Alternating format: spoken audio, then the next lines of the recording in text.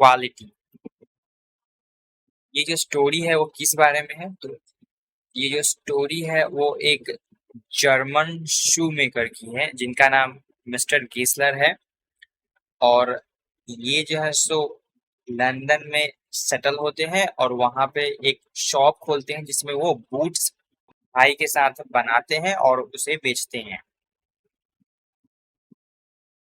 Mister Gessler का जो boots होता है वो बहुत ही बढ़िया क्वालिटी का होता है, लेकिन इतना अच्छा काम करने के बाद भी उनका जो लाइफ है वो दयनीय बुरी तरीके से बीतता है।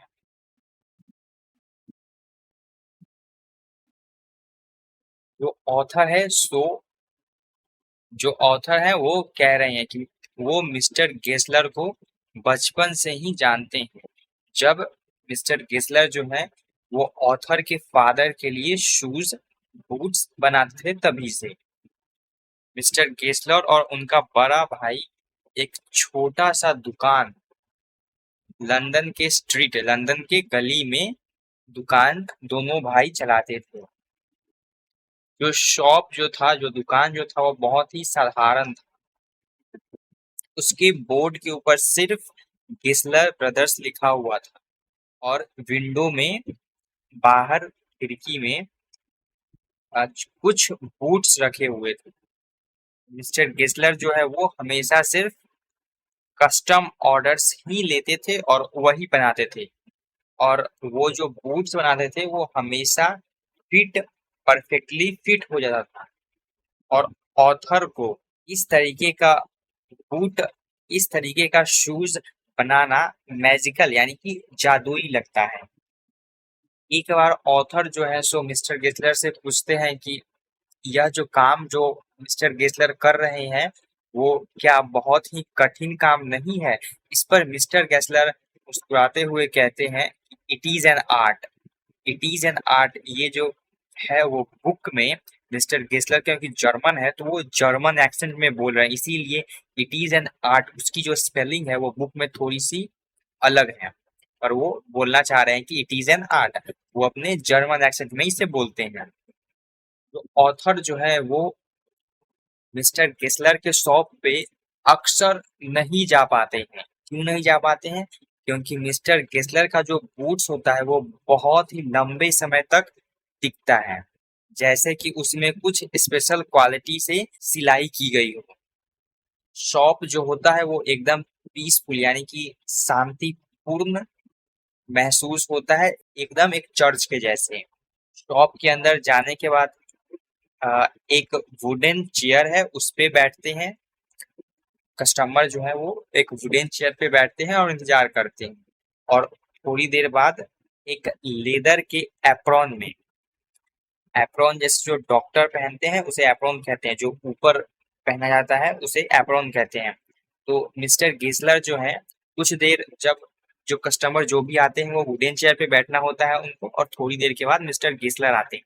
यहाँ पे ऑथर भी उन्हीं के शॉप में गए हुए हैं और वो थोड़ी देर इंतजार करते हैं वुडन चेयर पे, और उसके बाद मिस्टर गेसलर आते हैं अपने लेदर वाले एप्रॉन में और ब्लिंकिंग यानी कि आंख की पलकें इस तरीके से झपका रहे हैं जैसे कि वो अभी अभी उठे हों अपने ड्रीम से। किस चीज का ड्रीम, और वो किस चीज का ड्रीम होता है, तो बूट्स का, अपने बूट्स के ड्रीम से वो अभी अभी उठे हैं।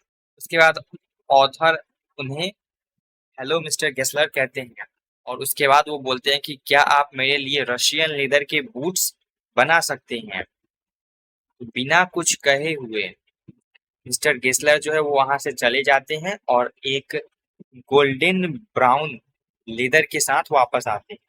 और उस लेदर को देखते हुए वो कहते हैं कि कितना सुंदर पीस है। जो लेदर का जो पीस होता है उसे देखते हुए कहते हैं व्हाट अ ब्यूटीफुल पीस।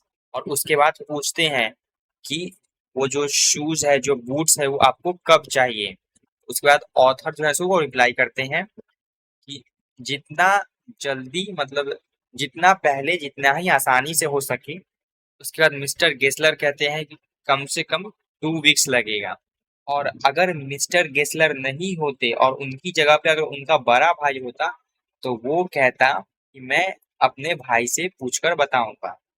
एक दिन ऑथर जो है सो मिस्टर गेस्लर को कहते हैं, मिस्टर गेस्लर, जो पिछले वाले जो बूट्स आपने बनाए थे वो क्रीक्ड हो गए। क्रीक का मतलब चरमराना होता है, लेकिन शायद यहाँ पे वो कहना चाह रहे हैं कि बूट्स जो है वो खराब हो गया या फिर फट गया है फिर ऐसा कुछ। तो जो बूट्स जो था लास्ट वाला वो क्रीक्ड हो गया है, ऐसा ऑथर बोलते हैं मिस्टर गेस्लर को। तो ऐसा जैसे ही कहते हैं वैसे ही मिस्टर गेस्लर जो है वो ऑथर की तरफ थोड़ी देर के लिए देखते हैं और उसके बाद कहते हैं कि वो जो बूट्स है उन्हें तो क्रीक्ड चरमराना नहीं चाहिए। फिर ऑथर बोलते हैं कि लेकिन दे डिड, यानी कि वे तो ऐसे चरमरा गए हैं। तो उसके बाद मिस्टर गेस्लर कहते हैं कि आपने जरूर उन बूट्स को भिंगा दिया होगा उनके एडजस्ट होने से पहले ही। उसके बाद ऑथर कहते हैं कि मुझे ऐसा नहीं लगता है। तो फिर उसके बाद मिस्टर गेस्लर जो है सो अपनी आंखें नीचे करते हैं जैसे कि वो कुछ याद करने की कोशिश कर रहे हैं, और उसके बाद कहते हैं कि वो जो बूट्स है उन्हें वापस यहाँ पे भेज देने के लिए वो उनको देखेंगे, एग्जामिन करेंगे। और उसके बाद वो बोलते हैं कि कुछ बूट्स जो होते हैं वो शुरू से ही डिफेक्टिव होते हैं, शुरू से ही उनमें कुछ कमी रहती है। अगर मैं उन उन बूट्स को यदि मैं फिक्स नहीं कर पाऊंगा तो उनके जो पैसे हैं वो मैं आपकी बिल से हटा दूंगा, यानी कि पैसे मैं उसके नहीं लूंगा। एक बार क्या होता है कि ऑथर जो है वो मिस्टर गेस्लर के शॉप में जाते हैं और उनके पास जो बूट्स होता है, जो वो बूट्स पहने हुए होते हैं वो एक किसी बड़ी कंपनी से वो खरीदे होते हैं। तो मिस्टर गेस्लर बिना उन्हें लेदर दिखाए हुए ही ऑथर का जो ऑर्डर है वो लेते हैं। मिस्टर गेस्लर की जो आंखें होती हैं वो ऑथर के फीट, ऑथर के पैर पे होती है। मतलब वो देख रहे होते हैं कि जो बूट्स जो ऑथर पहने हुए थे वो कितने पुअर क्वालिटी का है, कितनी अ, खराब क्वालिटी का है, और उसे स्टडी कर रहे थे। और उसके बाद अंत में फिर वो क्या कहते हैं कि ये जो बूट्स है वो मेरे नहीं है। और उसके बाद वो जो बूट होता है उसमें लेफ्ट बूट पे ऑथर को अनकंफर्टेबल फील हो रहा था, वहीं पे मिस्टर गेस्लर जो है सो प्रेस करते हैं, उंगली से प्रेस करते हैं और कहते हैं यहाँ पे तुम्हें अनकंफर्टेबल फील हो रहा है या फिर दर्द हो रहा है।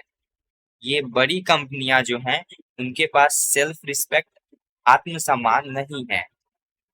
और उसके बाद वो फिर आगे बोलते हैं इतने सारे स्ट्रगल्स वो करते हैं इस बिजनेस में, उन्हें इतनी सारी डिफिकल्टीज होती हैं, इसके बारे में वो बताते हैं। और ऐसा सिर्फ एक ही बार हुआ था कि वो अपने ट्रेड, अपने बिजनेस की जो समस्याएं हैं, जो भी परेशानियां हैं, वो उसके बारे में ऑथर से डिस्कस करते हैं। और उसके बाद आगे मिस्टर गेस्लर बोलते हैं कि जो बड़ी कंपनियां जो होती हैं वो सब कुछ, यानी कस्टमर ये सब है, वो सिर्फ एडवर्टाइजिंग एडवर्टाइजिंग के जरिए जो होती हैं वो कस्टमर्स गेन करती हैं, न कि क्वालिटी के जरिए, न कि अच्छे काम के जरिए, न कि बूट्स का जो क्वालिटी है वो अच्छा है इसलिए उन्हें कस्टमर मिलता है, बल्कि एडवर्टीजमेंट के जरिए मिलता है उन्हें। और उसके बाद वो फिर आगे बोलते हैं कि जो जिन लोगों को हमारा बूट्स अच्छा लगता है, यानी कि जो हमारे कस्टमर हैं, उन्हें ये बड़ी कंपनियां हमसे छीन लेती हैं, चुरा लेती हैं। और उसके बाद आगे बोलते हैं मिस्टर गेस्लर की जल्द ही मेरे पास कोई काम नहीं होगा। हर साल जो कस्टमर हैं वो जो वर्क है, कस्टमर जो है वो कमते जा रहे हैं, इसलिए जो वर्क है वो भी उन्हें कम मिल रहा है।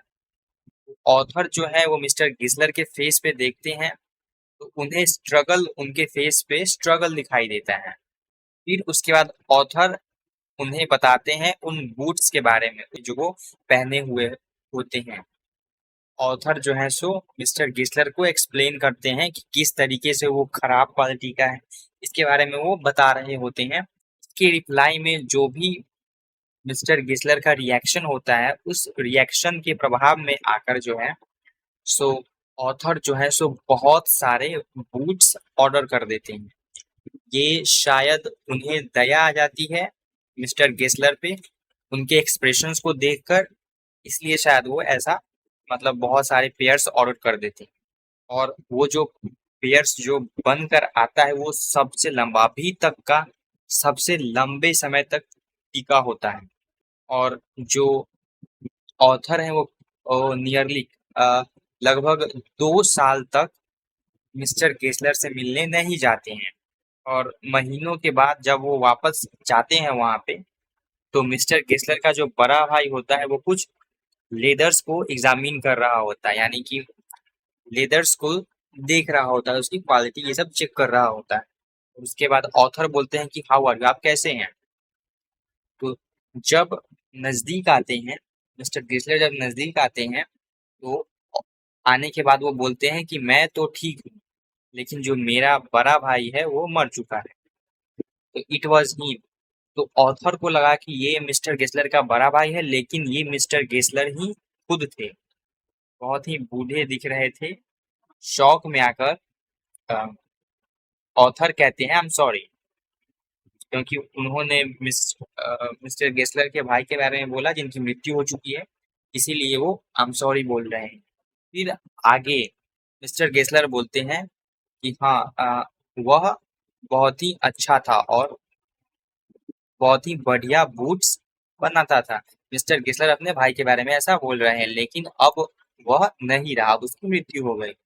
क्या आपको बूट्स चाहिए? It is a beautiful piece. यानी कि उनके हाथ में एक लेदर का टुकड़ा है जिसे वो देख रहे थे, उसी के बारे में कहते हैं कि यह जो है सो एक ब्यूटीफुल पीस है। तो जो ऑथर होते हैं वो बहुत सारे पेयर्स, बहुत सारे जोड़ी बूट्स के ऑर्डर कर देते हैं, लेकिन बहुत बहुत समय लगता है उन्हें उन बूट्स को बनने में। लेकिन वो मिस्टर गेसलर के अभी तक के सबसे बेस्ट होते हैं। और उसी के बूट्स आने के कुछ समय बाद ही, कुछ दिनों बाद ही जो ऑथर हैं वो अब्रॉड चले जाते हैं। अब्रॉड मतलब देश छोड़कर किसी दूसरे देश में चले जाते हैं। और 1 साल के बाद जब वो लंदन वापस आते हैं, तो यहाँ पे लिखा हुआ है कि वो एक 60 ईयर ओल्ड, यानी कि मिस्टर गेसलर करीबन 60 साल के व्यक्ति थे जब वो गए थे। ऑथर जब लंदन छोड़कर गए थे, तब मिस्टर गेसलर 60 ईयर्स के लग रहे थे, लेकिन जब वो वापस आए 1 साल के बाद, तब अब मिस्टर गेसलर जो है वो 75 ईयर्स जितने बूढ़े लग रहे हैं। एकदम दुबले पतले कुछ इस तरीके से लग रहे हैं। और शुरू शुरू में तो मिस्टर गेसलर जो है वो ऑथर को पहचान भी नहीं पाते। तो मिस्टर गेसलर कहते हैं कि क्या तुम्हें बूट्स चाहिए? मैं जल्दी बना सकता हूँ, I can make them quickly, क्योंकि बिजनेस जो है वो थोड़ा धीमा चल रहा है। तो ऑथर कहते हैं कि हाँ, बनाने के लिए उन्हें कहते हैं और सभी प्रकार के बूट्स बनाने के लिए बोलते हैं। ऑथर को लगा कि बूट्स आने में बहुत समय लग रहा है। उन्हें लगा कि बूट्स शायद अब नहीं आने वाला, लेकिन एक इवनिंग को बूट्स आ जाता है। ऑथर उन्हें ट्राई करते हैं और वो अभी तक का सबसे फाइनेस्ट, सबसे बढ़िया बूट्स होता है। जो भी बूट्स मिस्टर गेसलर बनाए होते हैं, अभी तक का वो सबसे बढ़िया होता है। उसके बाद वो जल्दी से जाते हैं और एक चेक लिखते हैं और उसे जल्दी से मेल कर देते हैं। 1 सप्ताह के बाद जो ऑथर है वो डिसाइड करते हैं कि वो मिस्टर गेसलर को बताएं कि कितना बढ़िया, कितने अच्छे तरीके से उनका जो शूज है, उनका जो बनाया हुआ बूट है वो ऑथर को फिट हुआ है। लेकिन जैसे ही वो उनके शॉप के पास पहुंचते हैं, तो जो बोर्ड लगा हुआ था ऊपर गिस्लर ब्रदर्स के नाम पे, वो बोर्ड वहां पे नहीं था। और उस शॉप के अंदर एक यंग ब्रिटिश आदमी था, यानी कि एक यंग जो है वो अंग्रेज, यानी कि लंदन का एक व्यक्ति था। तो वो ऑथर जो है सो बोलते हैं कि क्या मिस्टर गेसलर अंदर हैं? वो जो यंग इंग्लिश मैन था वो बोलता है नहीं सर, हमने जो है ये जगह मतलब हम यहाँ पे अब दुकान चलाते हैं। इसके बाद ऑथर बोलते हैं लेकिन मिस्टर गेसलर। तो वो जो दुकानदार होता है वो बोलता है कि ओह, वो तो अब नहीं रहे, उनकी तो मृत्यु हो गई है। फिर ऑथर बोलते हैं डेड, लेकिन मैंने लेकिन मैंने तो ये बूट्स पिछले सप्ताह ही उनसे बनवाए हैं, उनसे लिए हैं। उसके बाद वो जो शॉपकीपर होता है वो बोलता है कि वो जो मिस्टर गेसलर जो थे वो खुद को भूखे रखते थे, भूखे रहने के कारण ही उनकी मृत्यु हो गई है। डॉक्टर इसे स्लो स्टारवेशन कहते थे।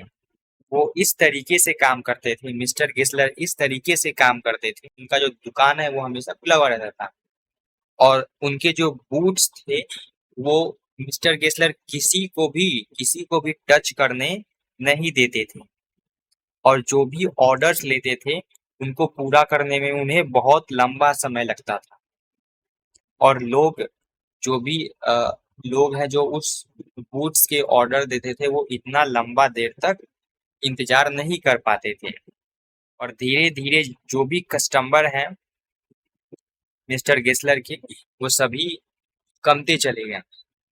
मिस्टर गेसलर जो है वो बैठकर सिर्फ काम ही किया करते थे।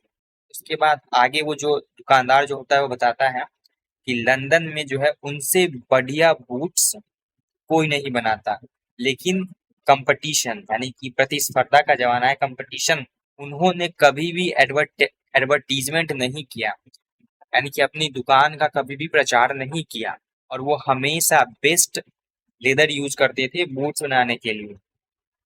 और बूट्स बनाने में जो भी काम होता था, जितने भी काम करने होते थे, वो सारे के सारे काम खुद मिस्टर गेसलर ही करते थे। फिर आगे वो जो दुकानदार होता है वो बताता है कि मैंने उन्हें देखा था दिन और रात काम करते। वो जो है वो खाना भी समय पे नहीं खाते थे और न ही उनके पास पैसे होते थे। जो भी पैसे होते थे वो सभी के सभी रेंट और लेदर में चले जाते थे। वो इतने लंबे समय तक कैसे सरवाइव यानी कि जीवित रहें ये मुझे नहीं पता। He left his fire go out, यानी कि उनके अंदर मिस्टर गेसलर के अंदर शूज बनाने की एक अजीब सी पैशन कह सकते हैं, उनको पैशन था। तो वही उनको जो है अपने पैशन के चलते वो शूज बनाते थे। जो शॉपकीपर होता है बोलता है कि वो एक बढ़िया कैरेक्टर थे, एक बढ़िया व्यक्ति थे, लेकिन उनकी जो बूट्स थे वो बहुत बढ़िया होते थे। फिर उसके बाद ऑथर भी कहते हैं कि हाँ, मिस्टर गेसलर जो हैं वो बहुत ही अच्छा बूट्स बनाते थे।